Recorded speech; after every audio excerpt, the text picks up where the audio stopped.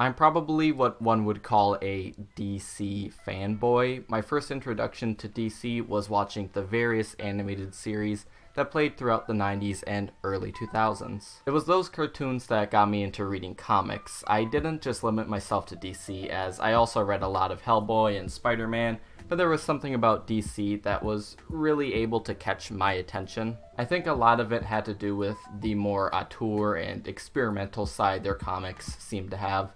Either way, all that really mattered was I was a big DC fan, and I still am. In 2008, Marvel made their first big step into the world of cinematic universes with Iron Man.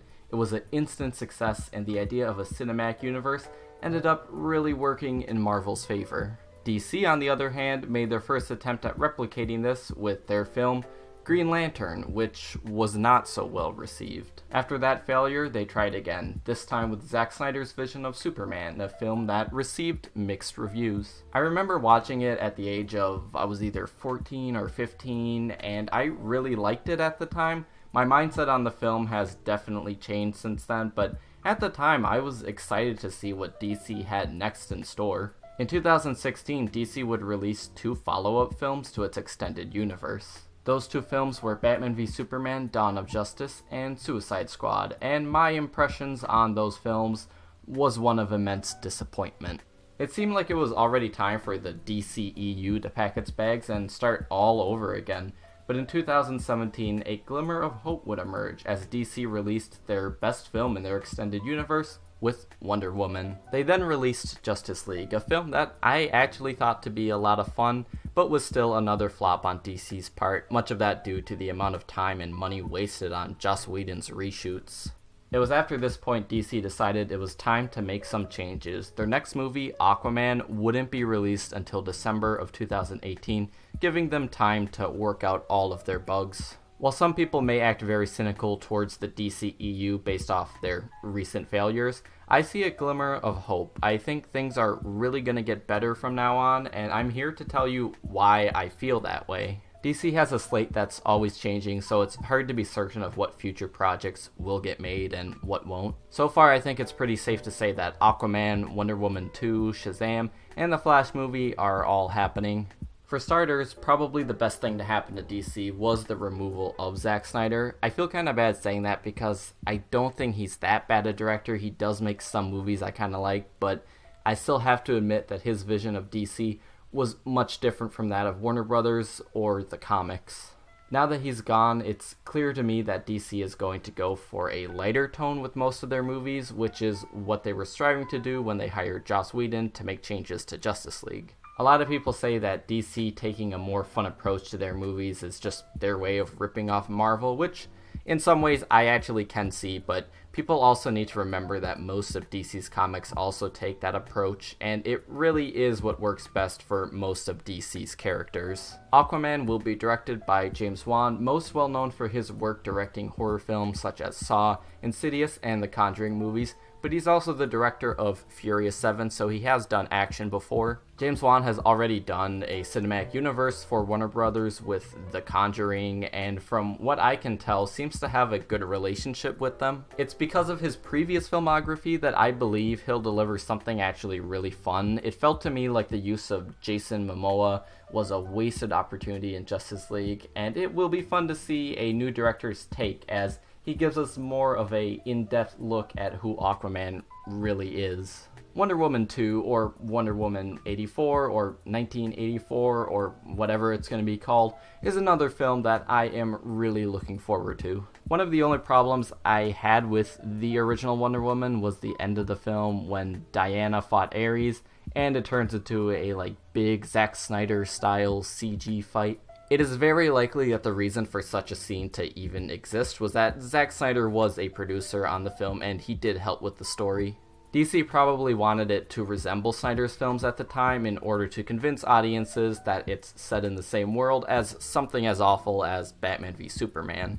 With Snyder gone, this will hopefully be Patty Jenkins' own film. It's likely she'll be given more creative freedom on it this time around. I also really like the idea of taking Wonder Woman and setting it in the 80s. Something that's cool about comic books is how they adapt to their current time.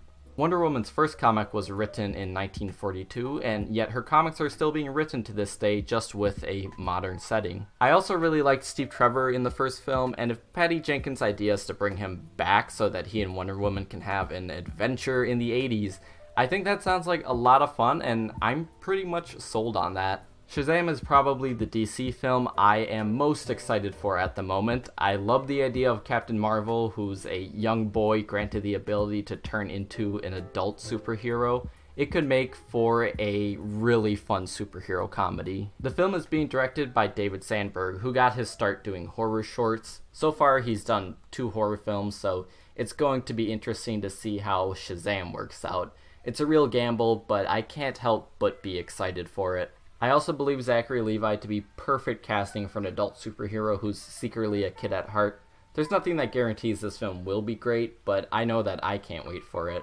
There's a lot of DC projects that haven't even started production yet, but I'm really hoping will start very soon. The new Flash movie will be directed by John Francis Daley and Jonathan Goldstein, the directors of this year's Game Night, as well as the writers of Spider-Man Homecoming, which kind of makes them a perfect choice for this kind of movie. I know that DCEU Barry Allen and comic Barry Allen are completely different characters, but I think a more Spider-Man-esque young Flash could still work well. I didn't really like Ezra Miller as Flash in Justice League, but I still think he could do a good job. I blame his unlikability in that film to a bad script and too much reliance on improv, which can definitely be fixed. DC also said that they dropped the idea of doing a Flashpoint movie, which may disappoint some, but I think that's great news, because Flashpoint really is a big event. It's like the Civil War of DC Comics, and doing it so early on would be a bad idea. The directors did say, fortunately, that the film is going to take inspiration from Back to the Future, so it's still going to incorporate elements of time travel, which I do like the idea of. The new Green Lantern movie is also something I'm a bit excited about. It doesn't even have a director yet, but we do know that Jeff Johns will be writing the script, and seeing as he's written a lot of Green Lantern stories before for DC Comics, it sounds to me like a great start. There's also the Matt Reeves Batman trilogy. Having the director of the previous 2 Planet of the Apes films do a Batman movie is already a great idea, but putting him in charge of a trilogy is even more exciting. It's very unlikely that Ben Affleck will return as Batman, but this gives Matt Reeves a chance to completely start over with Batman's character, especially since he seems to be looking for a younger actor to portray him. Honestly, at this point, DC's continuity is so fucked up, I would have no problem with them recasting Batman, and it's not like the same thing hasn't been done in the past. The only thing that really concerns me about DC's cinematic future is Suicide Squad. Suicide Squad sucked, but believe it or not, there were people who liked it, and it did make them a lot of money, so of course they're gonna make follow-ups. There's millions of ideas being thrown around right now using the character of Harley Quinn or even Jared Leto's Joker, and none of them seem to be getting anywhere. There's also that standalone Joker movie that's not even going to be part of the DCEU. Honestly, I have very little interest in that, and it seems kind of pointless at this point. So I can definitely see Suicide Squad holding the DCEU back from greatness, but we'll just wait and see what they do with it. Overall, I'm glad to say that I am very excited for what's to come, and even if they disappoint, well, I'll be the one spending money on them, so I guess I can't really complain. Thank you all for watching, and I hope to see you all again soon. Goodbye.